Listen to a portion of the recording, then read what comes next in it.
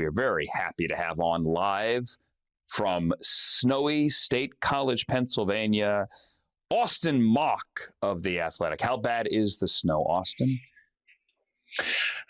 Sunday, Monday was rough, but it's freezing cold, so it's not melting anytime soon. So we're wearing boots and we're trucking through. All right. But you have the boots, you have the shovels, you guys have the snowplow.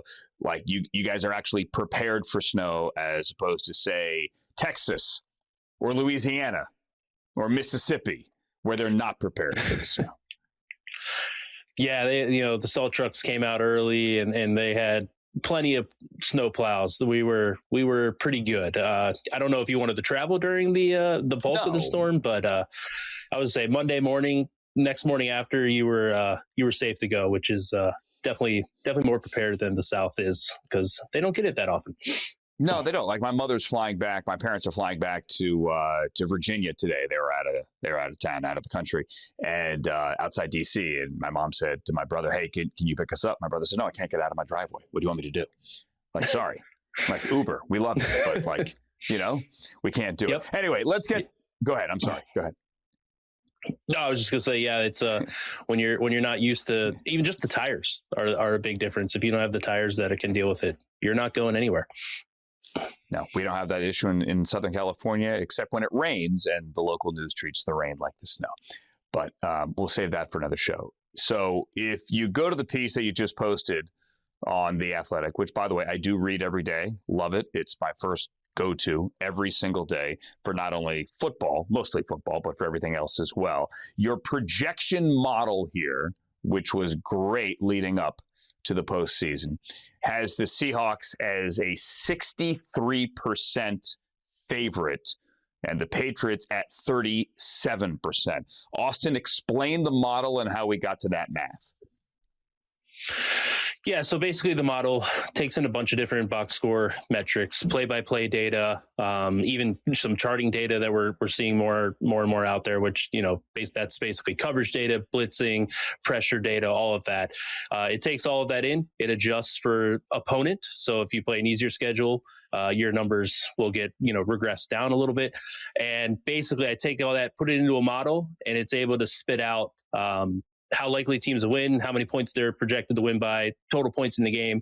And that's where we have landed with the Seahawks being a favorite here going into the Super Bowl. Pretty sizable favorite, led by what my model believes is the best defense in football by a decent margin. That's mainly why the Seahawks are getting the big edge here with the 63% favorite.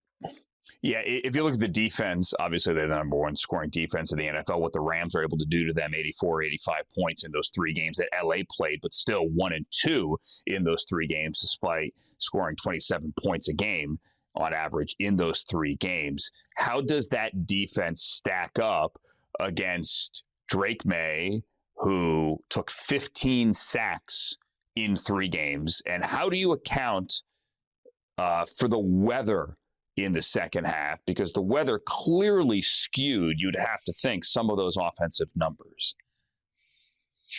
Yeah, that's one of the tougher parts. Definitely when the weather, it's pretty rare that the games for 2.5 quarters, it was kind of normal-ish. I know it was chilly, and then it turned into like a small blizzard there for the fourth quarter. So that is a difficult thing to do. I do have weather adjustments in there. But yeah, the weird part about the Patriots this year mostly is they lit up everyone.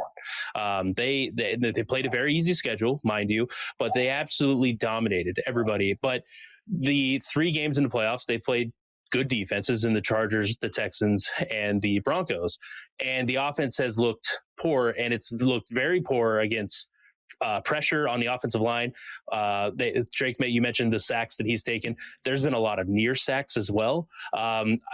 Usually we talk about guys' clocks getting sped up as a bad thing, quarterbacks. I actually wish Drake Maye would get a little bit faster, because he's been teetering a couple times, even against the Broncos. I thought there were some that were close. So that'll be the big matchup for me, is how does that offensive line hold up? Do the Patriots go quick passing game? My model does not really love the matchup for the in the trenches for the Seahawks. The Seahawks also don't have to blitz to create pressure. That's another thing. Drake Maye has absolutely killed the blitz this year as well. So that's an edge here where the Seahawks are going to probably not blitz at all. They're going to disguise a lot of coverage looks. They're going to disguise where the rushers are coming from, and how the offensive line and Drake Maye handles that is probably the key to this game. And that's a pretty sizable impact in my model. We're talking to Austin Mock here from The Athletic on Inside Coverage. Austin does great work with analytics and projection models for not only the NFL, like the games itself, but we're going to get to the draft coming up shortly as well on the big board that's been posted on The Athletic. I want to get to the schedule because Patriots fans get very sensitive about the schedule. The numbers here do not lie. They had a stunningly easy schedule. I mean, stunningly. It is what it is. It's not anybody's fault. They still had to go out there and win those games, and they won them, and they should be celebrated for that. Both can be true, as I like to say, and sometimes, Austin, I overuse that phrase. They had a shockingly easy schedule, and they're a very good team. But when you are trying to project the outcome of one game and one game only, how much weight do you put in to the hard, cold truth that they had an easy schedule? Yeah, so like I said, everything gets adjusted based on your opponents. But one thing that I kind of check myself with when you're talking about easy schedule or hard schedules is the first team in the league and the last team in the league, they really aren't that different in the NFL. It's there's a big gap, but it's not like, hey, this is a 30-point favorite or something like that. You're talking about 2 touchdowns that's the extreme of it. So, and again, the Raiders, who were picking number 1 in the draft, beat the Patriots early in the year. So, it's anybody can win on any given day. So my numbers do account for that. It is tough. The Patriots, because they I said going into playoffs, they basically played the Bills and the Steelers were like the 3 best teams they played. So yeah, very historic. It's tough. The one thing that I'll say to kind of back up Patriots fans is they absolutely crushed bad teams pretty much all year long. And that's what you really want to see. If you see teams kind of struggling with teams, I think we kind of saw that with the Chiefs this year. They never really distanced themselves. That's one thing that I'll give the Patriots credit for is when they played those bad teams, they usually beat them by a lot. But yeah, my numbers account for that. It's tough. It's one of the, it's hard to predict games in the NFL, no matter if you're using a model or not. But yeah, you look at raw numbers, Patriots probably look like the better team, but you do have to adjust them down because of how easy that schedule was. The strength of schedule is always so interesting, too, because for years, like doing the schedule release show, let's say on NFL Network, where you get to training camp and you sit there, you go team to team, day by day, and you're like, all right, today we're with the Dolphins, or today we're with the Falcons. And you're looking at the schedule, and the strength of schedule is X, Y, and Z.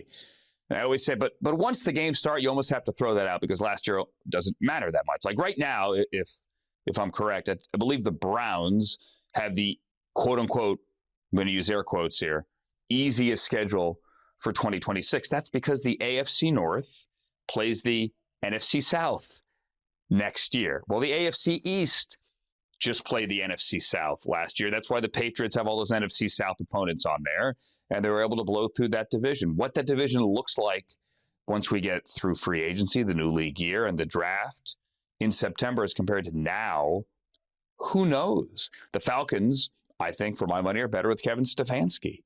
The Panthers, you might think, are an ascending team. Who knows what the Bucs are going to look like? My point is, strength of schedule only means so much. But at the same time, the Patriots ended up beating like 9 head coaches who got fired, or 9 games against head coaches that eventually got fired, plus the NFC South. But New England fans don't like and don't want to hear that. How much hate mail do you get? Yeah, the comment sections on a lot of the articles are tough. No matter what, just one week, some team will think I hate them. Then the next week, that another fan base will think I'm biased towards the team that I hated last week. So yeah, you just kind of have to tune it out. I'm going to make it any fan base, I'll make them happy. Probably once a year, I'll make them just as equally as mad as well. It's just part of, it's part of the job. Of course, and we talk about football in the grand scheme of things, so who cares? Austin, before we move on from the Super Bowl, is there one number above all else that stands out to you that fans should keep an eye on? I don't mean like a line, an odd, but like one number from either side that stands out that you think is the most significant here. Like a metric in the matchup in the game? Yeah, or is that what you mean by? Yeah. Yes. So the Seahawks have, I think, like my rated best, I said defense, but their run defense is exceptional. From a success rate standpoint, how good they are down to down, and also from an like EPA standpoint. So they don't give up explosives. They're very good in short yardage situations. The Patriots haven't, despite their passing offense has crushed people, but the running game hasn't really got going. So that's kind of the matchup. Like if they cannot run the ball at all and get those like early down success, we saw the Rams, why the Rams have been able to have success in the last 2 games against the Seahawks. They've been fantastic on first and second down, getting into third and short, third and medium even, to where the Seahawks can't be can't disguise as much, be exotic on defense. So that'll be the big matchup for me for the Patriots is, can they run the ball with what I think is kind of a below average rushing offense against the league's premier rushing defense? I think that's going to be key to kind of help out Drake Maye and that offensive line if they do get into passing situations and hold off that pressure from the Seahawks front.